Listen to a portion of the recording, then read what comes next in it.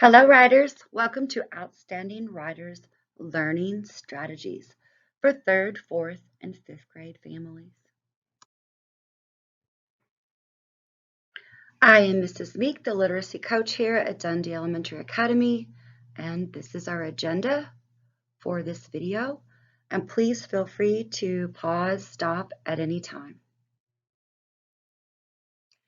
Before we begin, please take a moment to review our academic integrity policy. Again, feel free to pause at any time. It is 3 pages. Academic integrity policy continued, page 2, and the policy continued, page 3, the final page. FSA writing will be the week of April 4th. The exact date will be announced. It still is 2 hours of exam time. And we don't know what we're going to receive that day. It can be informative or opinion, so we must be prepared for both. In elementary, only 4th and 5th grade take the assessment, and it is a paper and pencil test unless you have specific accommodations that state otherwise. The total possible points is 10, but of course this year our goal is an 8, 9, or 10. And on the day of the exam, the scorers do consider the essay a first draft, and writers will only receive 3 pages. You can use less, but not more. And this is an overview of steps of how to begin the assessment. Please pause and take a moment to reflect on these. Here you will see the links to scoring samples from the state. There's a 4th grade opinion and a 5th grade informational. Please take the time with your student to review these links. It gives examples specifically of how the scorers scored or graded the assessments. There's examples of a score of all the way from a 1 to a 10. So great examples. Take the time. It also, at the end of each essay, tells you specifically why the scorer graded the paper the way they did. This is just an example of how to pad the prompt. P stands for purpose. So you'll look at the prompt to determine whether you're writing to inform or to give your opinion.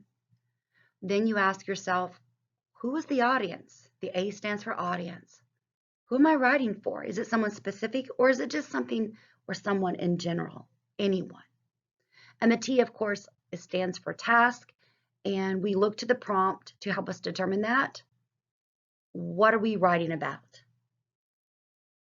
And here you can see an example prompt of how the prompt was padded: the purpose, the task, and the audience. And please read the prompt before you read your sources, or in other words, the articles. This is an example of a planning sheet. Planning sheets are not scored, so they are not graded. And usually on the day of the exam, the paper is yellow.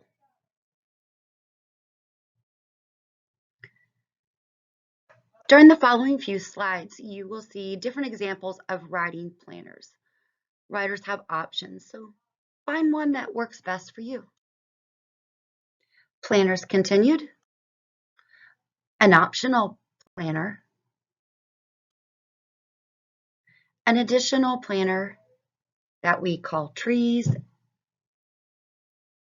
and a student example.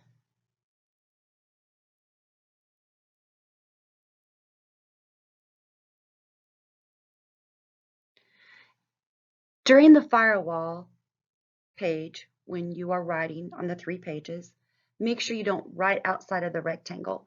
These sheets are scanned into a computer and sent to teachers' scores to grade, and they can't see beyond what's in that rectangle, so make sure you don't get burnt. This is just an example of an opinion rubric, and this is an example of an informative rubric. Remember to spell the best you can.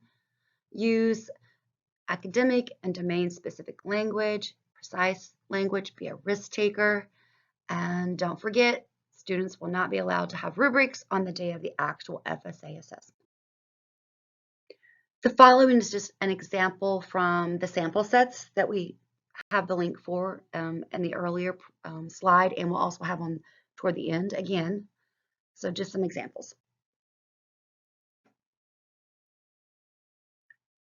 Examples of an introduction paragraph, body 1, second body, and the conclusion.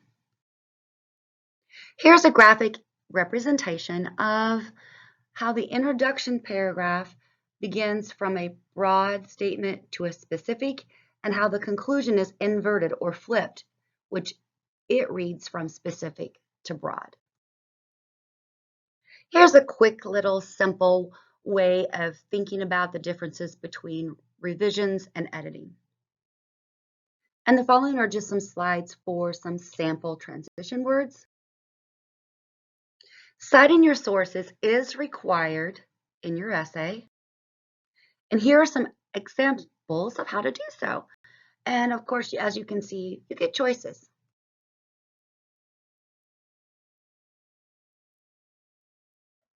If you'd like to take Mrs. Meek True False FSA writing quiz, pause the video here because the answers are on the next slide. See how many you can get right. So how'd you do? How many did you get correct? Now you try. Please go to these links and practice your essay. Have questions? Please contact your child's teacher or me, Mrs. Meek. Thank you for attending, writers and families. This video will continue to be available on our website for future reference. And at this time, please finish that survey so you can give us some feedback and receive that net pass. And for our very last slide, a very special guest, one of our very own 5th graders, reading her essay that she scored a 10 on. Thanks, guys. Keep writing, writers. Here's an example of a score of between a 9 and a 10. Hello, writers. This is Janae Coulter, Dundee Elementary Academy. I'm going to read to you what I wrote an essay about. The prompt was how ecosystems support life. This was my response. Rainforest coral reefs, 2 types of ecosystems. Do you know how ecosystems support life? One way ecosystems support life is they provide food. Another way ecosystems support life is they prevent environmental hazards. A third way ecosystems support life is they make people healthier. My last way ecosystems support life is that they create jobs. Do you have any more ways ecosystems support life? Maybe you should write about it. Apples grow on trees, bees pollinate, which makes honey, and so many more ways we get food. One way ecosystems support life is it makes food. In source 1, paragraph 3, it says, pollination is needed for crops to grow and oceans provide us with fish. When I was 6, my family and I went fishing and caught fish and cooked them. I also got to release some of the other fish I caught for other people to eat. Have you ever been fishing or planted a flower?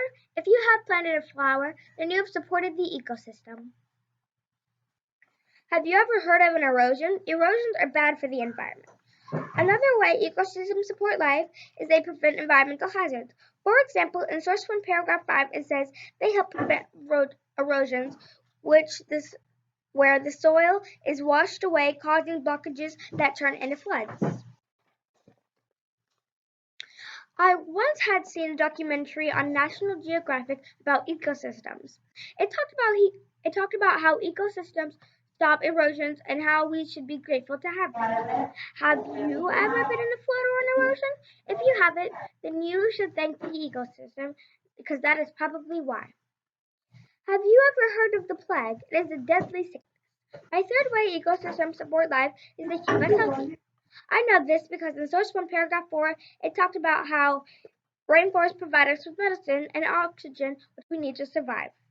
One time my dog was sick and he was about to die, and his vet gave us some medicine, and she said it was made out of plants from the rainforest. She also said the ecosystem was very important, and without it, we would die. Did you know 75% of medicines are made from the ecosystem? Think about that the next time you drink Tylenol. There are billions of jobs around the world. We we haven't have most of them. We wouldn't have most of them without the ecosystem. My last way ecosystems support life is they create jobs. In source 2, paragraph 10, it says coral reefs are popular vacation spots, especially for divers, boaters, and fishermen. This creates jobs in areas where coral reefs are found. The ocean creates jobs for fishermen by allowing them to sell and to sell to sell the fish they catch. That is so useful for people without jobs. This is my last way ecosystems support life. There are, these are 4 ways ecosystems support life. The ecosystem provides food. The ecosystem prevents environmental hazards. The ecosystem keeps us healthy, and the ecosystem creates jobs. Without the ecosystem, we would all be dead. There are so many important ways important to live. They are so important to the way we live, and we are so lucky to have them.